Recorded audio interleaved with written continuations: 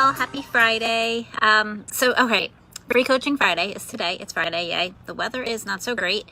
It's like drizzly right now. I'm sitting outside, so we'll see what happens. But I have the umbrella up, so hopefully it will keep me dry.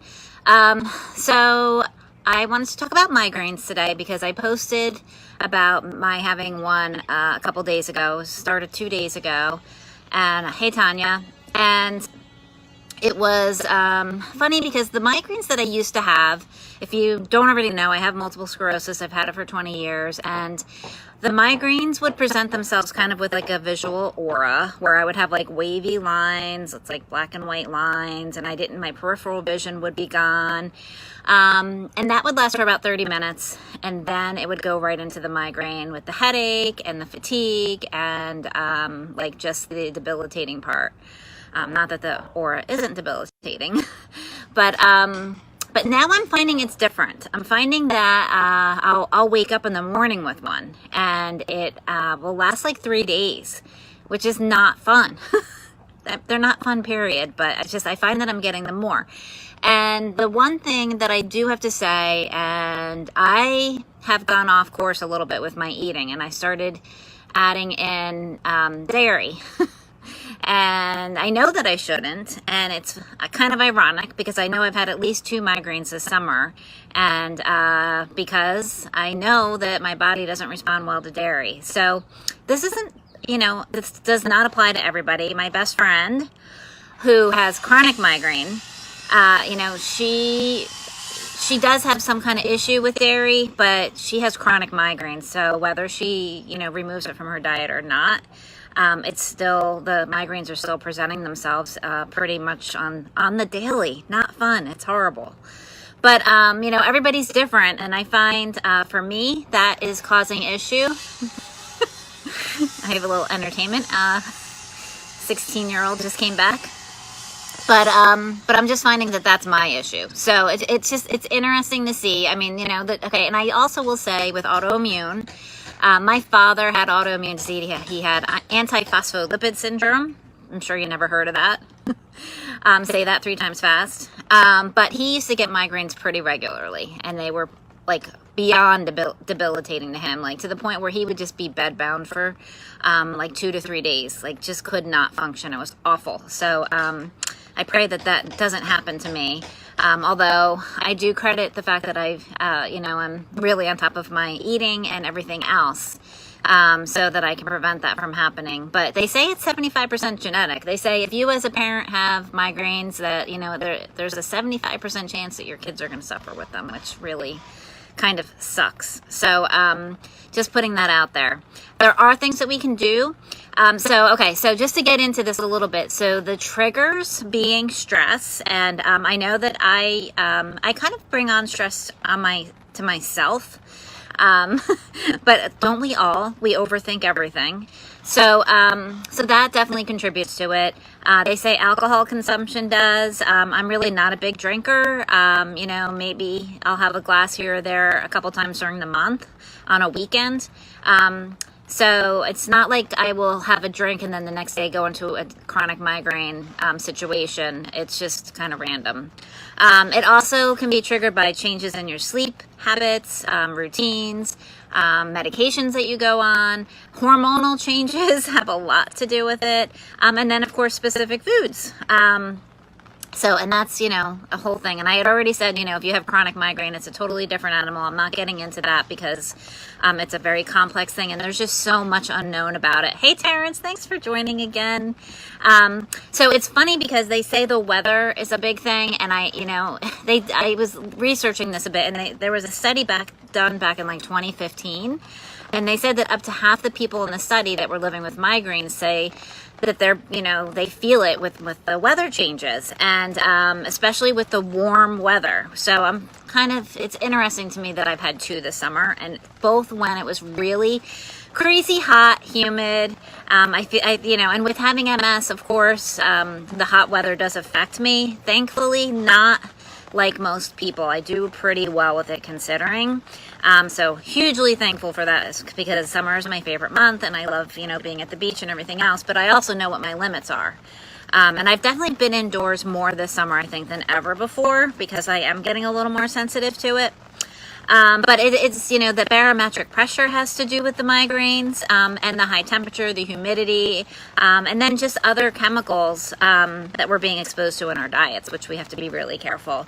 But, you know, the barometric pressure, to get back to that, it alters your levels of serotonin and other chemicals in your brain. So no wonder why, you know, it's a trigger.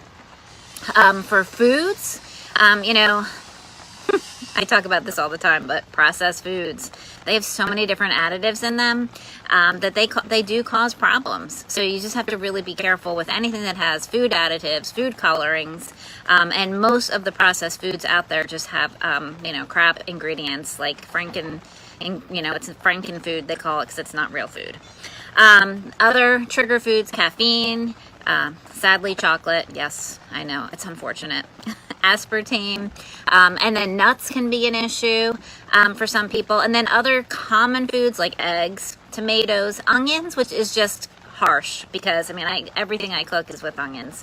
And then I was saying dairy, which I think is my trigger. Wheat is one as well, and I do not do gluten. I've been pretty religious about staying away from that. And I know now about the dairy, and sometimes it's just like you gotta, you know, knock some sense into yourself and remind yourself what you shouldn't be doing. So, you know, I am going off of the dairy again, but not until I have stuff out of the house, because I'm not up for wasting money and wasting food. So I will finish what I have, and then after that I will be back to dairy free. And I do enjoy dairy free. There's so many great options today. So so it's totally fine. I had fun. I had my ice cream. I was trying to go with Greek yogurt again and put it in my smoothies.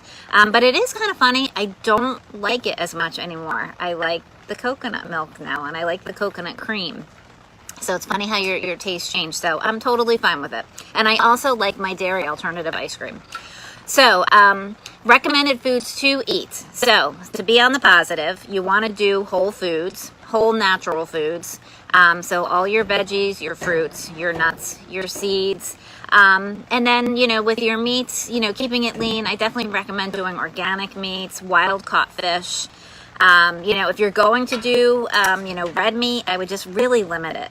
I just put something out on my Facebook page too about, you know, these dietary changes that are needing to happen in this country, because it's just going downhill kind of fast, our health, because of the foods that we eat, and it's the culture that we live in. I'm not, you know, pointing fingers and saying it's your fault. It's just, there's just too many choices, and unfortunately too many unhealthy choices that taste ridiculously good, and it's just very difficult to navigate through. But whole foods taste amazing if you give them a chance. So there's other recommended diets out there. So there's like an autoimmune paleo, or it's also known as the autoimmune protocol. I think that they're great diets. My thing is, I find them too restrictive. I'm already not doing wheat. I'm already not doing dairy. I was reading, you know, no chia seeds, no onions, no tomato, no nightshade vegetables. You know, the list kind of goes on and on and on. And I'm not for eliminating everything, because, you know, we do want to live and enjoy a bit. So I have my own program that I do, and I put my clients through for inflammation and knocking out inflammation as a whole. Oh, hey, Courtney, I was talking about the autoimmune protocol, the autoimmune paleo diets. I just find them to be super restrictive because it's not only dairy and gluten, but there's so many other things that you shouldn't be having on them. And unless you find one specific thing, like chia seeds, I just found, I'm like, really? It's just almonds. I mean, it's just so many things that you think are healthy, and then it's like, no, you shouldn't have that. So that it just really narrows down the list, and I find it to be frustrating for so many people, and it's frustrating to me, to be quite honest. So, you know, when I work with my clients, we figure out what works for them over the course of the program for them, and we customize it. And if we find there's a sensitivity, then we remove that one thing. We don't remove, you know, everything. It doesn't always make sense. The biggest thing is just getting nutrient-dense foods into your diet, and making those changes, eating more whole foods, you know, on like an 80-20, 80% whole foods, healthy options, 20%, you don't want to say unhealthy options, but sometimes you got to live a little and have things that aren't. So that's pretty much it. I just wanted to talk about the migraines just because I was dealing with one. It was the second one this summer, and I got a lot of response. And it's funny because my son was making dinner that night, and it was so awesome because, you know, there's 6 of us in this house over the summer, and sometimes it just gets tiring making dinner for everybody, and I just wasn't up for it. And he's like, Mom, I'm going to make my Chick-fil-A copycat chicken sandwiches. And this is like the 4th time he's made them, and he wanted me to try. And like he usually uses regular flour, and I can't have it. So he's like, well, what flour do we have? And I had cassava flour, which is awesome. It's like the best substitute for regular flour, by the way. And gluten-free, of course. And so he did that, and we modified it to be a little bit healthier. And it's so funny because the chicken is actually marinated in pickle juice. But you have to find organic pickles because a lot of the pickles out there have like dyes in them. They have like yellow something and green something and blue. I'm like, really? It's pickles. So, but we found one that didn't have any of the crap in it. So, and then there's like confectioner sugar. So it was like 3 tablespoons. We cut it down to 1 tablespoon. So we modified it. We made it slightly healthier. But I will tell you, I have not done fast food. I can't even tell you in how long. And when I had it, I was like, wow. I mean, it was really good. Really good. So I have the recipe typed up. I am going to have him review it, make sure I didn't miss anything. And then I'm going to get a really good picture, and I will post the recipe for everybody. So it's a healthy version of the Chick-fil-A chicken sandwich, and it's awesome. And it was a nice break for me because I was dealing with my migraine and not having to cook. It was quite delightful. I did have a lovely spinach salad with it with organic strawberries and half of a sweet potato, just to get that healthy in. All right, guys. Well, have a great weekend. Any questions, you know where to find me. Just send me a message here on Facebook and check out my website, christyhealthcoach.com, and I would be happy to help you out. Enjoy.